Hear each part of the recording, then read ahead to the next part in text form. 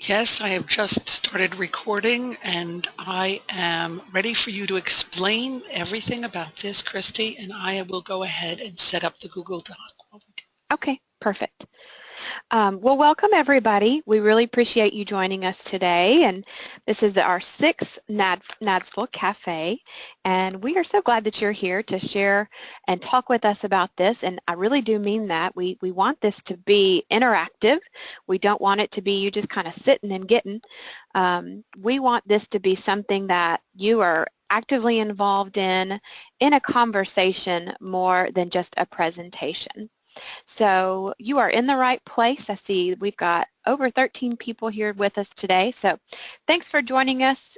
Text your friends that it's happening right now and we will get started. So just to kind of give you an idea, again, we want this to be interactive. So how can you do that? Right beside your name, you're going to see a hand button.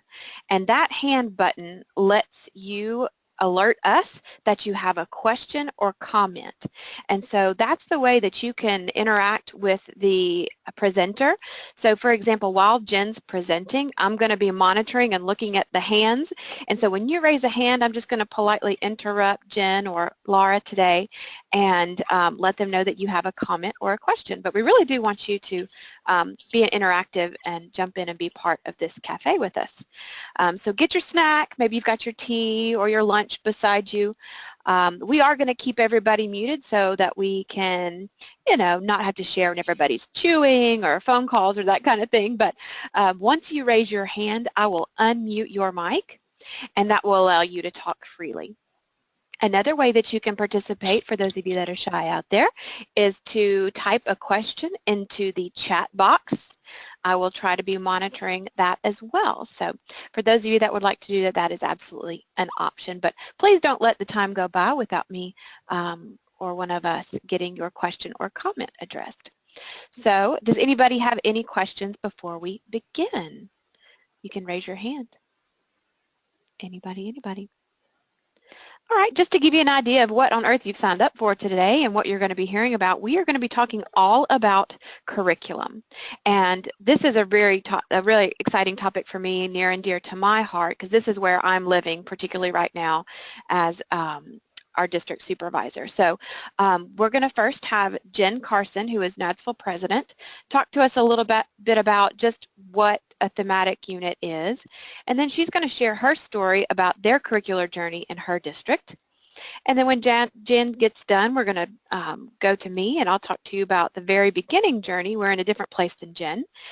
And then Laura Roche Youngworth is going to finish up our talk time today with talking about how to incorporate global competencies into our unit. So exciting topics for all of us. And again, we want you to jump in and clarify, ask clarifying questions and things like that. So don't be afraid and don't be shy. Jen, I'm going to turn it over to you and you can kind of let them know if you've got the Google Doc going or not. Just let us know. Okay.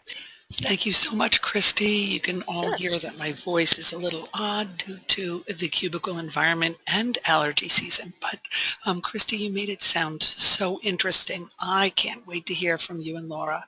I posted the Google Doc inside the chat box, so I don't know if that becomes visible to everyone.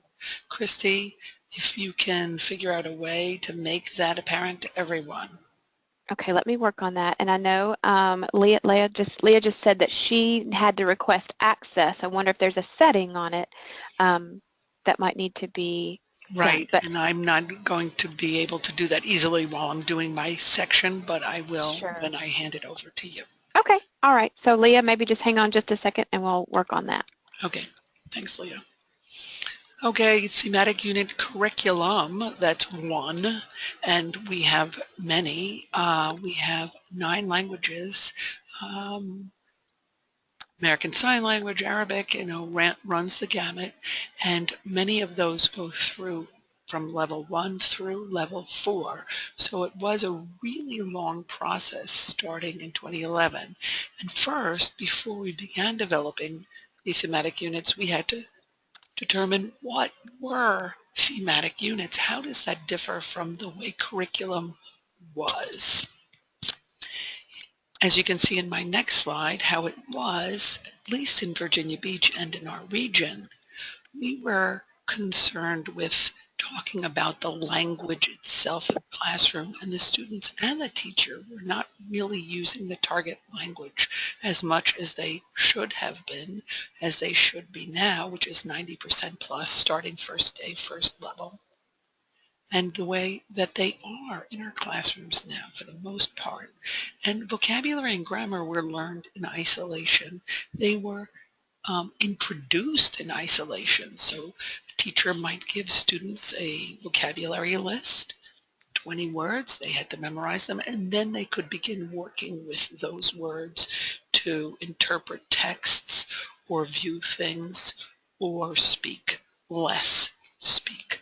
And this is not considered best practice now. Research shows that when students can connect something, a word or a structure or even a visual with meaning, they are more inclined to remember. And that's what we want them to do. We want them to remember what we're showing them so that they can use the language for meaningful purposes. And now, so this shift has occurred.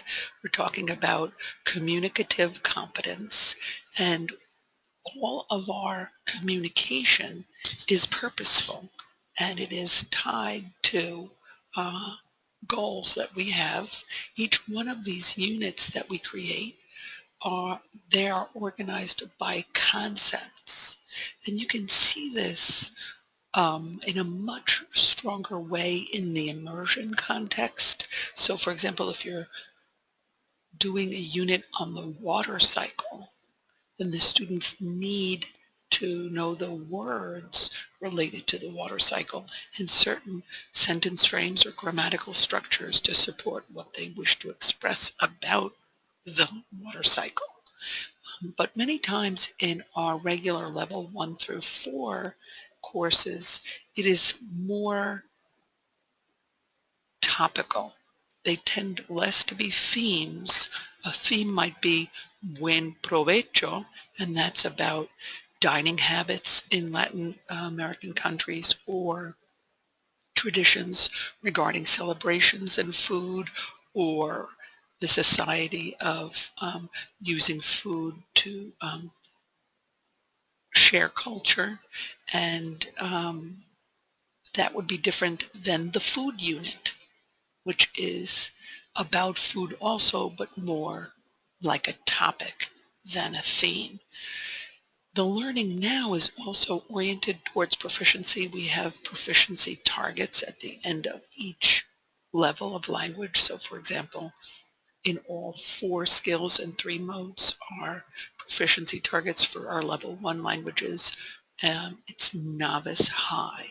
And this learning journey is personalized for each student, ideally. I've thrown out a few silly quotes here, but I think that you may have encountered many of these people before. I'll give you a second to listen to read these yourself.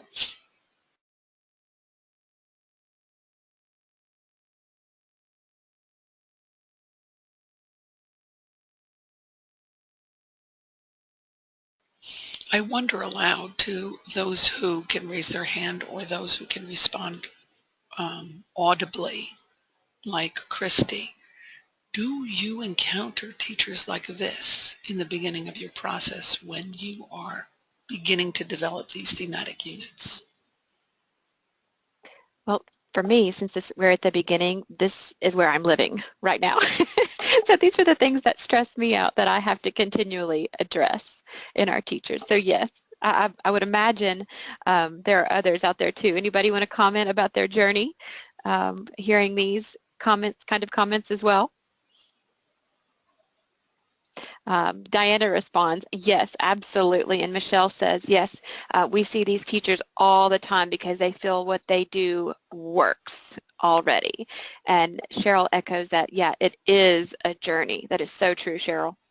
And it doesn't completely disappear. So I want to preface with that. We started this journey in 2011, and we are still refining and revising units, and we should. There is not ever going to be an endpoint, and the process of developing the units is important, just going through the process. And we have faced issues about coverage. We've faced issues, we decided, for example, to go ahead and adopt textbooks. And we thought we should develop the units first, and then it would be really obvious to teachers that the book was a resource. Instead, many of the teachers became angry that they couldn't really use the resource well because it didn't align completely with the curriculum. And I'm not sure I can satisfy all of those people, but one of the ways that we cultivated buy-in was to open up the committees for each language to many teachers, many at different points in their careers. And another way was when we did the professional learning around introducing the new units, we had people, the teachers, reflect on what their emotional attitude was with regard to change. So then they would reflect and say, you know, I don't really like change. And then we would say, that's why you're complaining. No, I'm making it funny. Sorry. It was a little true. And so we had to move Well, away from people thinking that curriculum was a binder on their desk. I see some questions. Does Cheryl have a question? let me get Cheryl. Did you want to talk? Raise your hand if you'd like. I know there's a couple of people that were made comments in the question box, so it pops up as a question. Got it. I don't want to leave anyone out. But in the past, we used to provide the curriculum in paper form, and they would keep it on their desk. And it would be a big, huge white binder that said, you know, French 3. But it's not like that now. Another way that the teachers would confound curriculum not only with the book, but they would also confound it with a pacing guide. So on, you know, Unit 3 is 8 weeks long. So on this day, I'm on this page in this book, or I'm in this particular place. And it should be a little more fluid than that. And this is recognizing the professionalism of teachers. In the past, curriculum was thought to be static. In fact, in many cases, it was a book. And I like thematic units because they are guiding and open. We are continually renewing and updating them, but we also have a place, whether it is, you know, in the platform of SharePoint or other Edmodo, other places where the teachers can share their activities, assessments, materials, resources that they've used in their stage 3, in their daily learning plans. We do meet once a semester in each language group to cultivate these activities and resources. Hey, Jen, real quick, Cheryl has a question. I see that. She's got her hand raised. I'm going to unmute you, Cheryl, or comment. Go ahead, Cheryl. I don't know why my button keeps, my hand is down. I'm so sorry. I must have kept something accidentally. I apologize. No problem. We love questions anyway, so if anyone has one, just raise your little pretend hand. The textbook for us is just a resource, and I really do believe that's best practices. I think when you look at teachers who are teaching IB or AP or upper level courses, they tend to use many different resources that they use in their own lives to, you know, keep their language up and hone their proficiency. Some of the more novice teachers are less comfortable with that, and so the thematic unit approach assists them in learning how to balance a variety of resources, YouTube videos, textbook, resources that they buy online, maybe teachers pay teachers. So we will include alignments within the curriculum to a particular textbook, either a chapter or a page number, but we'll also include things like I state here, we have alignment charts with This Is Language that we support, use rather, to support the curriculum in French, German, Spanish, and now Latin. But there are other resources you may use. In our AP courses, we use a resource called Shmoop that we purchase as well. So Shmoop. Shmoop, S-H-M-O-O-P, that's AP test prep. But there may be many other things that are open educational resources or materials that have been created by teachers in your school division or in other divisions. Hey Jen, maybe when Yes. you get working on the Google Doc, can you throw a couple of those resources in on the Google Doc so teachers can kind of explore those? That'd be awesome. Okay, will do. In Virginia Beach, as I said before, we selected these teachers, but it was an open call for people that were interested. And certainly in some languages, like American Sign Language, we didn't have a large group of people because we only have one teacher. So she was developing the curriculum for herself, along with common assessments for herself. On the other hand, thinking forward to when she may retire or when we might expand the program, it had to be a curriculum that was accessible and understandable for anyone that would be teaching. Then we had to provide professional training, and you may have found this, Christy. It's essential that the committee members understand the concept of the thematic unit and the pieces of developing curriculum, especially UBD, or Understanding by Design Backwards Approach curriculum. Then we developed the curriculum 1 year at a time. So we did level 1, then we did level 2, and as we were developing level 2, we might be also refining level 1, and then we rolled out level 3, and it's just a continual process. Initially, we provided professional development for the teachers in what is thematic unit curriculum and how do you use it along with other resources. And we have a lot of movement in our area regionally. This is a military area, and a lot of the teachers move. They move somewhere else, or they move to another local division. So what we're finding is when new teachers come on board, or new teachers are added to a department, we may need to meet privately with them or create a class before the school year begins to support their use of the curriculum. You also have other teams that develop common performance-based assessments on a quarterly and an annual basis. So we need to constantly, as this curriculum is refined, we need to align those common performance-based assessments to make sure that they're allowing teachers to kind of do a dipstick check at a certain point in time where the students are at in terms of their pacing and their growth and proficiency across different skills and modes. And I spoke before about having a content forum for each language so that the teachers could meet one another across the division, talk about vertical and horizontal articulation, and share these resources so we can post them so everyone could use them. And we began this process when we were using a platform for curriculum called SchoolNet, and we have since moved to SharePoint. And we are beginning a field test where we will migrate curriculum to Schoology, and you may use different platforms. The core of the curriculum is not changing greatly. Bringing you to UBD, I think you're all familiar with this, and this PowerPoint will be posted on the members only page and the NADSVille website.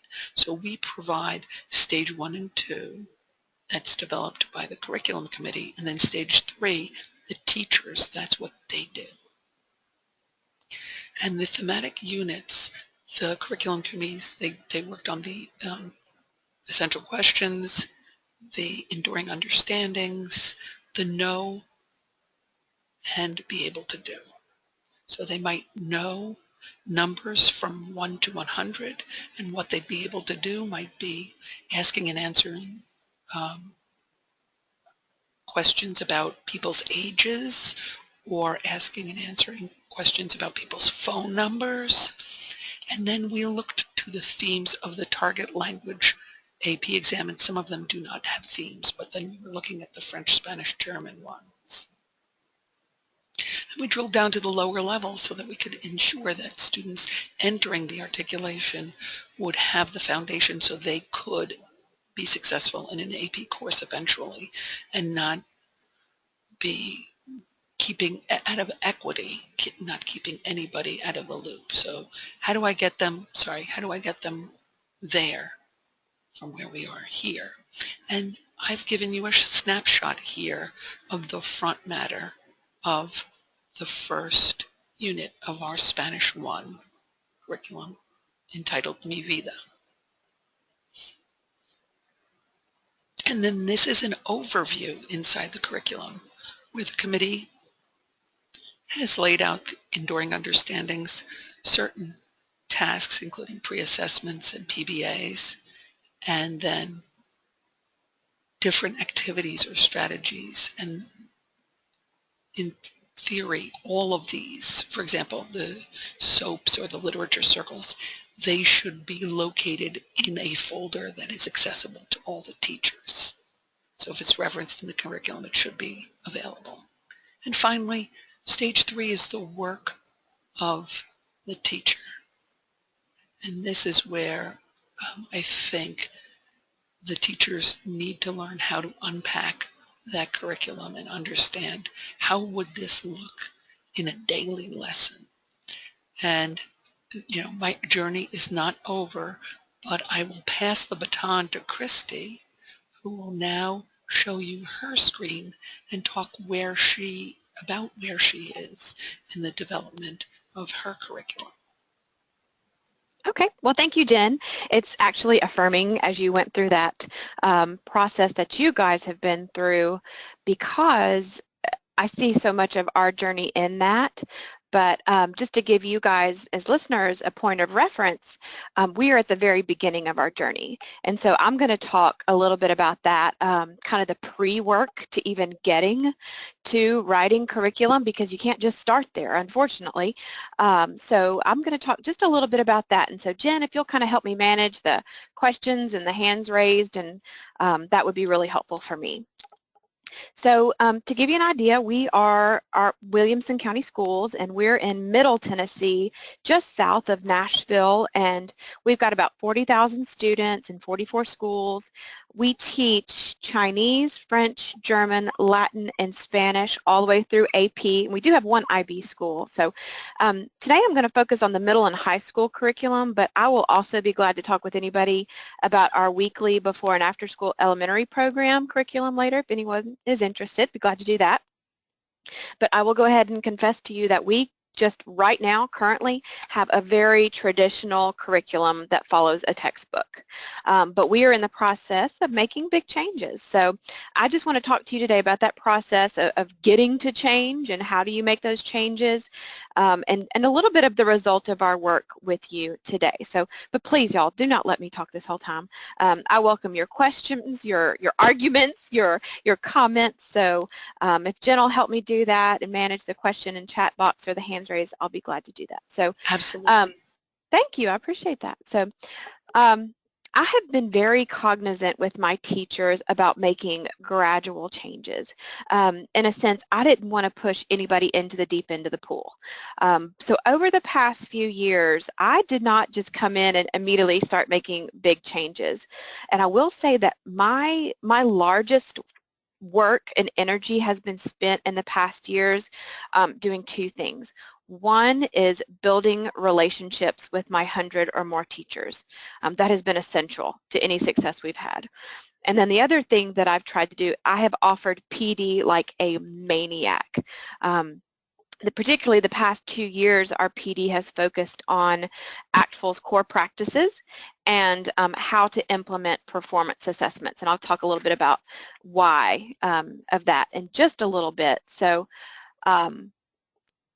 so again, a gradual change, and so this has been a real journey for us. So I want to talk to you a little bit about what changes do you make to get to change kind of thing. So in 2015-16, we used to give the national Spanish exams and the national French contest and the national Latin exam, and so I really thought, how am I going to get people to change? How do you start making change? So I really kind of followed the principles of backwards design, even in my planning, to make a plan. And so my long-range plan was to lead teachers to teaching for proficiency. And so I actually began with another one of our NADSFL document of principles for effective world language programs. I actually began with the idea of assessment. And I had to come to terms with, okay, so if we do down the road when we make these changes, what's our measure of success going to be? And so for us, that answer was ACTFL's APPLE. They call it ACTFL's Assessment of Performance Towards Proficiency in Languages. So that's the first thing I did, is I changed the district assessment to the APPLE, but I did it in a very maybe low stakes way is the best way to say that, that first year. I took volunteers. Everybody else took the National Spanish, and I took volunteers for anybody that wanted to try the APPLE, and that really worked really well because then teachers didn't feel threatened, I guess, if that's the word, by it. So that results of that APPLE data was one of the best things I ever did, I'll just tell you. Because we still had traditional curriculum, what that allowed me to do is kind of get a baseline of our data, a snapshot, if you will, of what our kids are able to do towards, proficiency. And oh my goodness, I cannot even tell you how wonderful that was for me. We had 21 teachers volunteer for that, and then we had over 900 of their students. We took different portions of the APPLE, but overall, the data was so telling, y'all. At the end of level 1, guess where our kids were? I bet you could tell me. Everybody knows. Where were they? Novice High, right? Well, guess where our level 2s tested at? Were they at Novice High? They were at Novice High. And guess what even more? Guess where level 3 was? Novice High. Maybe just, even to be fair, just like a Novice High plus, barely kind of in between Novice High and Intermediate Low when I correlated the data. But so that right there alone, NADSFL folks, is wonderful, because that right there gives you ammunition, if you will, for lack of better words, as for the reasons why we have to change. Because then we could have that really frank discussion. Okay, guys, you know what? I did the data, and do you know how many of our kids start? Because in Tennessee, it's a requirement. So levels 1 and 2 at least are a graduation requirement. So then guess how many kids go on to choose AP? 6% of our students go on to choose to go all the way through to AP. So might, just a thought, teachers, might it be because they don't see themselves being successful after levels 1 and 2 and 3? Might that be the reason they don't continue to go on? So for us as a district, that was a real kind of drop the mic moment. And to be honest, for a Southern term, that was just a real giddy up for us, kind of, all right, teachers, this is coming, we're going to do something different, and here's the data to help us prove why we want to do something different. So I don't know if any of you have tried that approach, but it worked for us, so to speak, and that might be something that you can lobby for, to get some grant money to have some additional testing even before you make changes. So but that helped answer the question of why for teachers, because that's really big for teachers. Why? Why do we need to change? And as district supervisors, we have to address the why. So that was important to me to be able to do that. So the next, for that 2015, that area of focus for me was not only getting some testing, some data, hard data, but PD blitz. I did over, I don't know, 40 or 50 hours of PD that year. That's a lot for me because it's outside the school day. And I traveled all around the district. I did a suite of PD sessions all about performance assessments because guess what I knew? The next year, 2016-17, we were adding performance assessments to our curriculum. So I'll talk about that next. So any questions before we go on? Just want to give a pause. Comments, arguments? You're so crazy. Why did you do that? Okay, y'all stop me. I don't want to talk the whole time. The comments are very positive, Christy. Leah shouted out, great use of data to inspire change. Well, it needs to be something other than Christy's idea. And that helped me do that. So that was important for me. So bring us to this year, 2016-17. I spent all last year getting us ready to do performance assessments. Then I'm going to be frank with you. We tacked on performance assessments that retrofitted, if you will, with our current topics. So we have this messy year of having this traditional curriculum and then having teachers try performance assessments with their students. I know it's messy. It's not pretty. But I will say that was my way, again, of not pushing anybody into the pool. Teachers had the opportunity to offer it to their students for, not for a grade, so in a low stakes way. So teachers got into that message of teaching for proficiency, grading for proficiency, to get them into asking questions about proficiency is what I really wanted them to do. So this year was a big year for us. And then again, the end of this year, and actually our window opens today for our district, we're going to be testing the apple again. So we set proficiency targets and we're going to see if we met them as a district. It's kind of scary, but here we go. But again, what is that data going to tell us? I think it's going to tell us that, yes, we're on the right path of thinking that change needs to happen. So that will give us another year of data, but we'll see. So this year we also wrote curriculum for level 1. We spent a lot of time deciding which way to start, like if level 1 or do we start at the end at like AP or level 4 and work backwards. And I started with level 1 because I asked my NADSVille colleagues, hey, what'd you do? And that's my best advice when you go to the NADSVille convention is you just sit down with somebody and say, hey, what are you doing?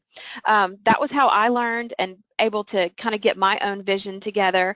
So there are so many of you out there that I have pestered, so I apologize now, but I appreciate your input. So they just said constantly over and over that high achieving students freak out when presented with changes in the middle of their language journey. So like a level 4 student, really they had issues with students, those high performers who kind of had the formula down of you, if you will, of I'm going to do my word chart and I'm going to learn my vocab list, and then to change on them really freaked them out and caused, as you can imagine, issues with grades and parents and admins. So starting with level 1 allowed our students to kind of begin with the idea of proficiency and just continue on through unfazed. So they essentially won't know any different. And we found that to be a model to be working actually with our pilot. So we did write this summer, we piloted a program all this year that I'm going to share with you the actual curriculum. And then we're meeting every quarter to fine-tune and flesh out the curriculum when it's most fresh in teachers' minds.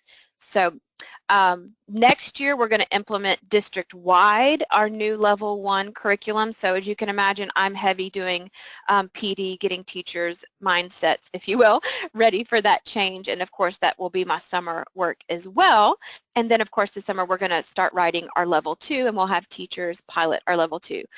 I will say I really recommend the pilot model because the people that make teachers believe it are other teachers.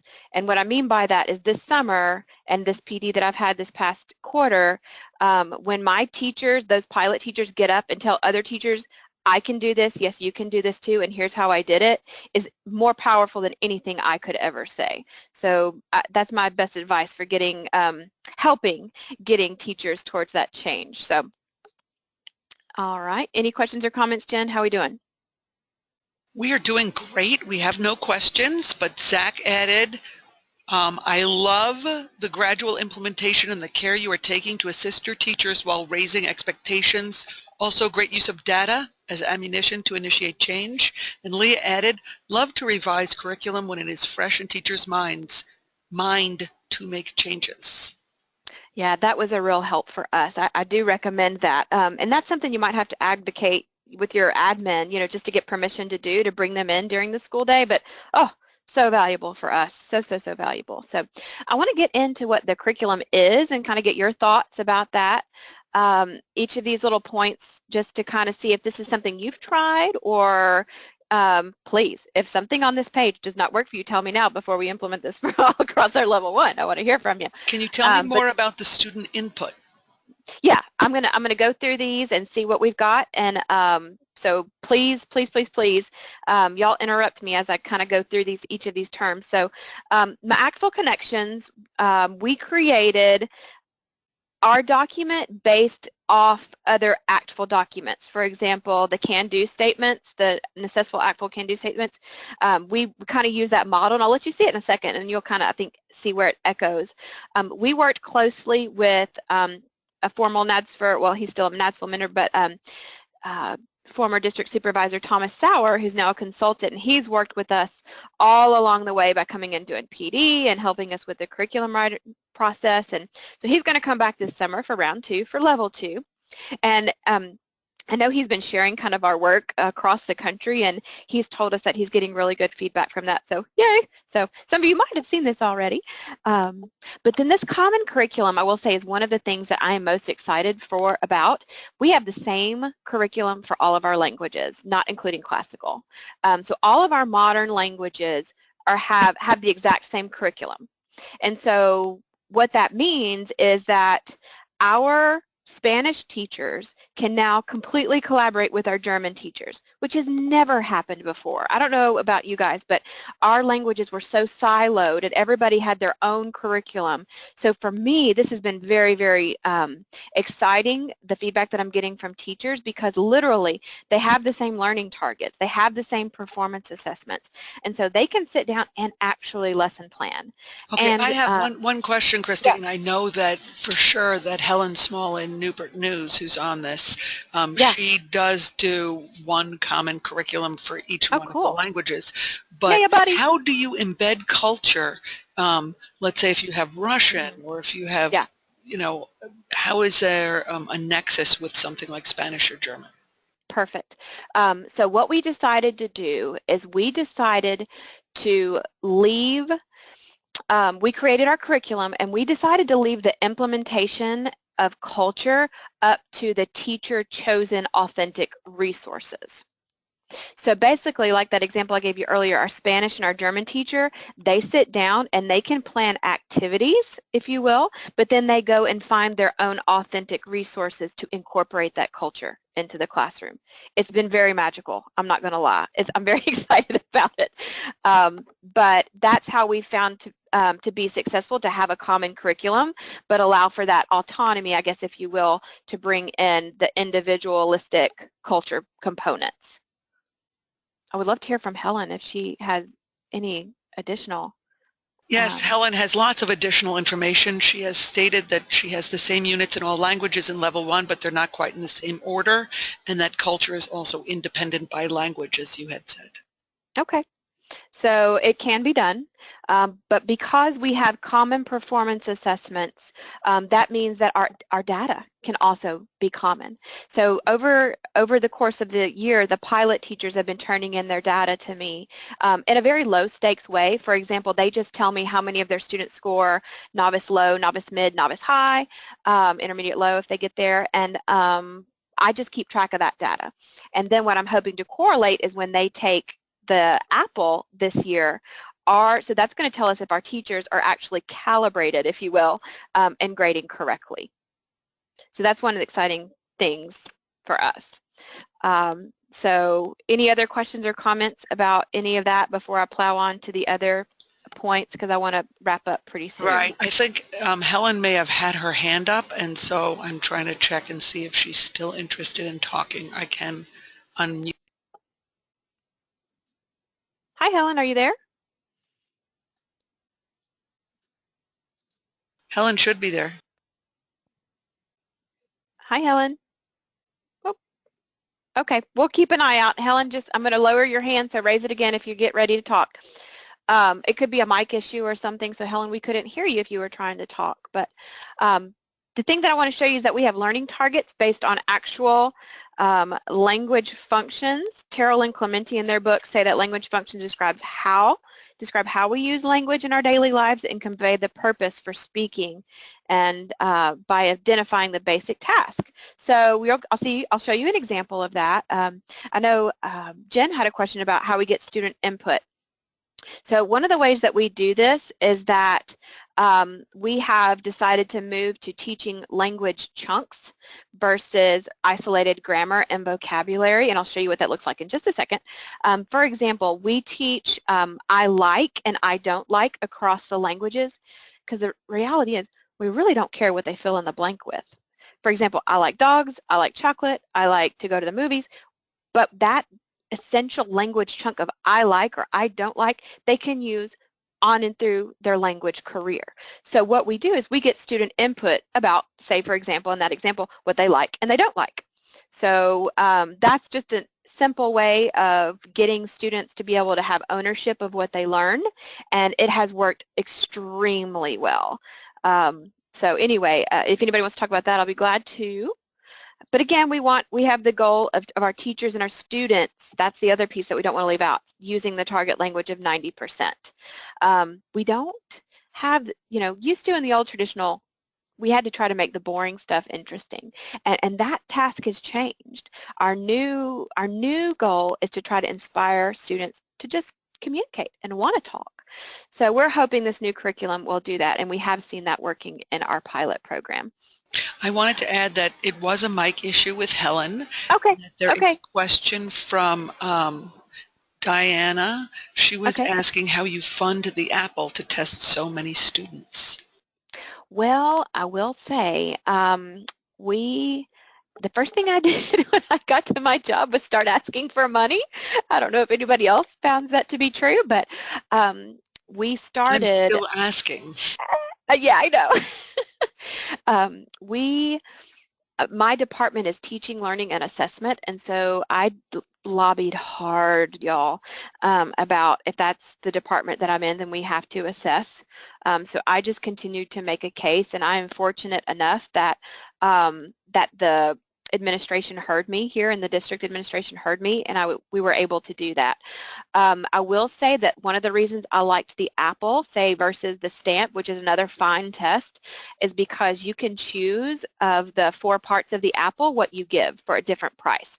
So for our district this year, we are only giving the speaking and the writing portion of the apple. We have decided not to assess on interpretive because we're going to just assess the output.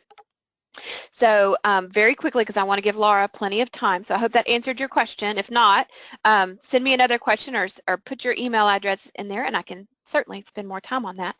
Our standard versus honors issue, we decided to have the same curriculum for all of our standards and honors classes, and I think that's kind of controversial.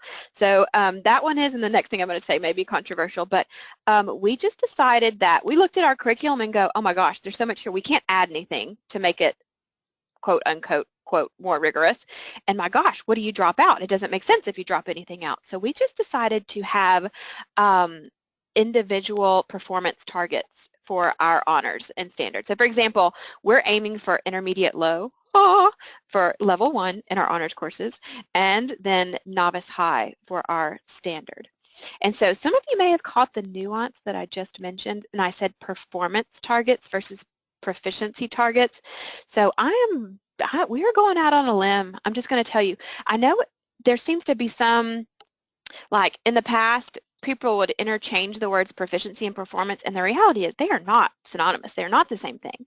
And our district kind of just decided that while teachers are meant to kind of prepare students really for the real world communication in unfamiliar language situations, which is proficiency, right? But our teachers are preparing students in a classroom setting that just attempts to mimic the real world in familiar context, and that's performance. And what we decided is that a teacher can practice and prepare students for real language use, but we can't exactly recreate the conditions to measure proficiency. So, I know this is controversial, but because of the challenge of measuring proficiency, we're actually just going to go ahead right out and say, you know what, in the classroom, we are measuring performance. And so, therefore, we decided to reflect that shift in what we named our targets and called them performance targets rather than proficiency targets. I know, it's controversial. So I want to hear your thoughts, but we just know that the curriculum at its heart reflects, measures, and sets goals for students' performance, and so that's why we decided to go ahead and name that. Okay, ready? Let me have it. If you want to, I don't want to take too much into Laura's time, but I know that's a mess. But I just want to show Nobody you. has any comments here. I think we all drank the same Kool-Aid, so you can move on to the Okay, okay. I am. So I'm wrapping up. So I just wanted to give you a quick look of what our curriculum looks like. And it is a backwards design. You can see that we go from the essential question and theme down to the performance indicators, down to the individual learning targets. Last thing I'm going to say about this is we thought it very important to go ahead and implement a check for learning. So we dictate, so teachers already have one of the activities ready there to go. And these learning targets help them focus their activities. And this just happens to be the last activity that they're going to do that day to make sure that they've met the learning targets. And some of you are looking for examples of what language chunks are. This is the very first unit, so you can kind of see it's your predictable stuff you're already used to seeing. So I don't want to take up any more of Laura's time, but I will be glad. Email me, talk to me, call me. Any other thoughts or questions or tomatoes you want to throw at me about my presentation today. So thank you for your time. Go ahead, Laura. We really Well, hello, love that. everybody. Hi, Laura. Hi. We are in the same scenario, which it was just crazy what you two are presenting. We are building a K through 5 world language curriculum, and listening to you both, it's interesting how we're all at the same moment and for the same reasons. But I am Laura Roche Youngworth. I am the World Language Content Specialist for Fayette County Public Schools in Lexington, Kentucky. And I inherited a beautiful program this year from Alicia Vincent and Thomas Sauer from years back that is very vibrant. We have roughly 55% of our elementaries have world languages, and most of those teachers are funded by our district at the district level, so there is some support there and focus on world languages. We have 6 immersion schools from K through 12. We have all of our middle schools with world languages, multiple languages, and high schools as well, so it's very vibrant here.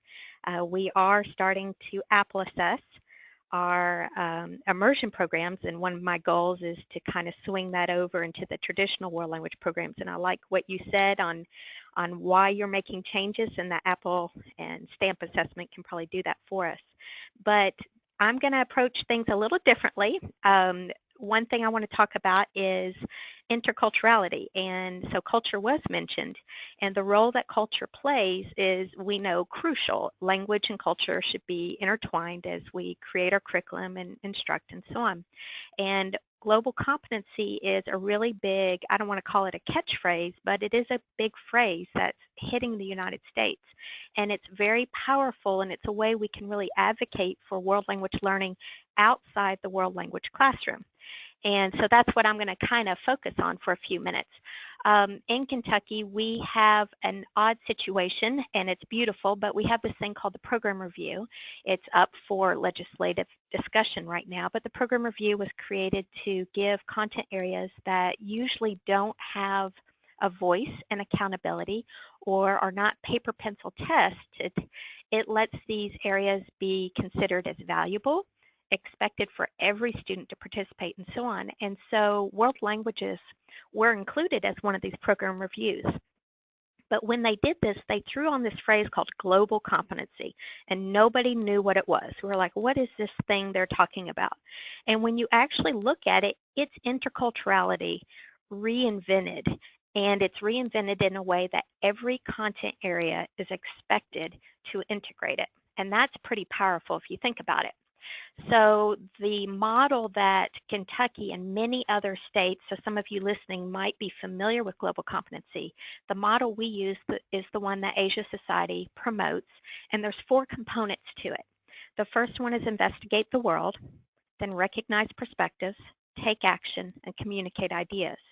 So when we look at or think about interculturality in our 4 Ps, where we have products and practices and perspectives and take action, well, participate, so taking action, it almost mirrors it.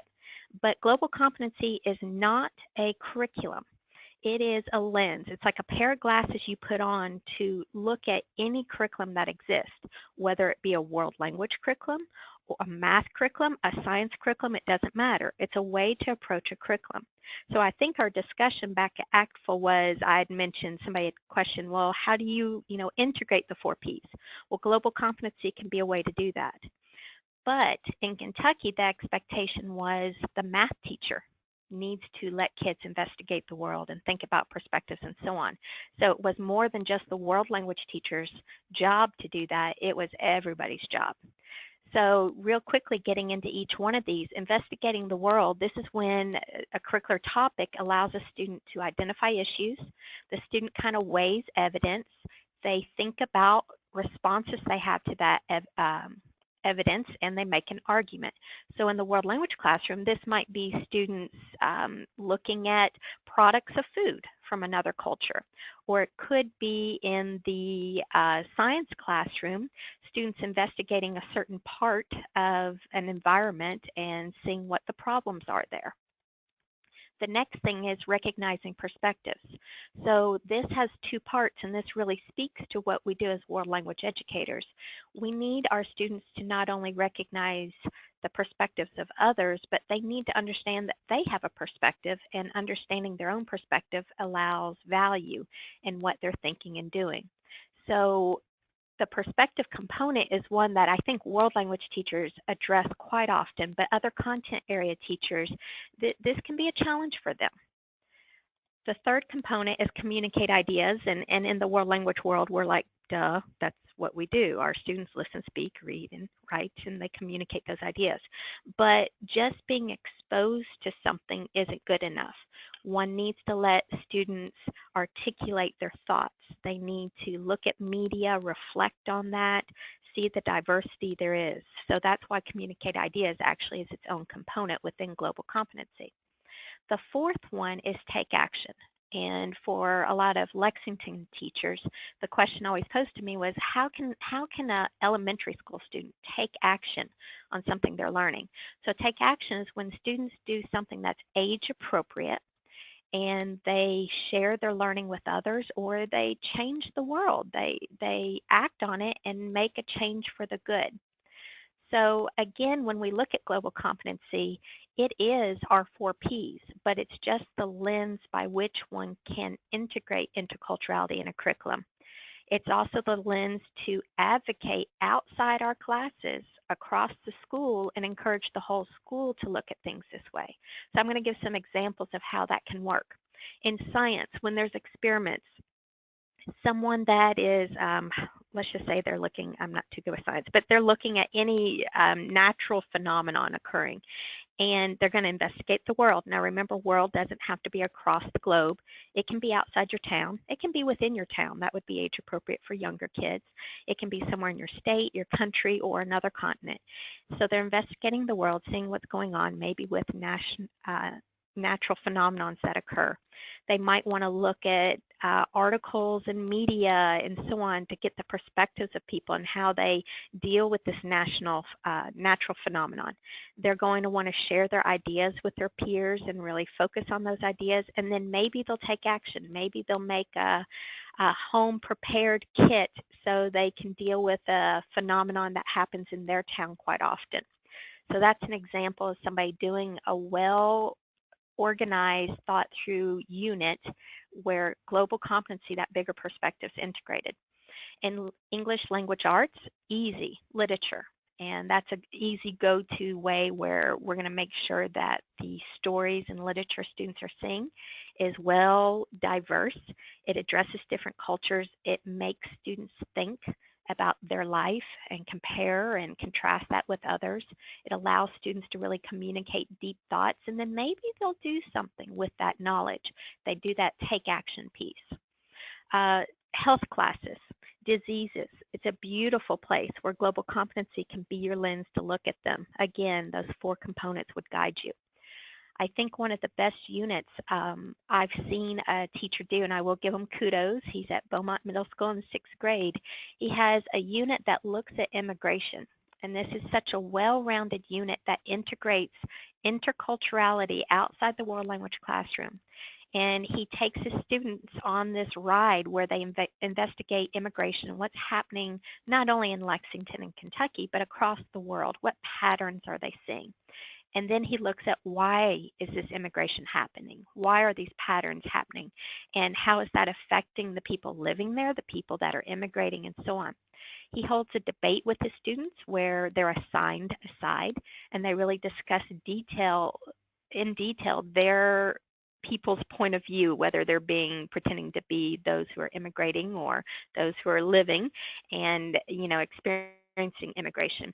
And then finally, somehow he's found an immigration lawyer locally who comes in and kind of carries off the discussion and the debate, leads it. And all the students then communicate their ideas by writing bills regarding immigration. And that lawyer chooses the best bill, and he then sends it on to our legislators in Kentucky. So this right here is a way for us as world language educators to encourage interculturality to not just happen in our own units, our own classroom, but to spread it outside of our walls. And it's a really rich way for teachers to approach everything. The framework for developing global and cultural competencies that came out in January, I'm sure everybody's seen this. This is beautiful because it supports existing research such as global competency in the Asia Society framework. But what this does is when you use global competency, it's really hard to know how do you grade it? How do you know what to expect? What level of global competency should one expect of your students? And so why I love this framework that was produced is it breaks down, okay, at the early learning level, this is what you should expect. And at the elementary level, secondary level, and so on. If you look at collaboration and communication, that is communication of ideas. That is one of the 4 components of global competency. The world language, well, that's just, cherry on the icing. Yay for saying you need to be able to speak another language in order to be globally competent. The diverse perspectives, well, that's exactly in global competency framework, recognizing perspectives of others and yourself. And finally, that take action component of global competency is also in this framework. So this can be a piggyback feature to give teachers to encourage them to integrate interculturality in what they do. But in a nutshell, that's kind of a framework you can use to, as you build curriculum and encourage your teachers to really focus on culture as a thematic thread and guide, this can do that for you.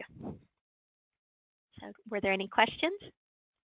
I haven't seen any questions, but what you're presenting is so fascinating. Leah did add that the idea of using global competency as a unifying force related to other curricula is a great way to get languages into the conversation.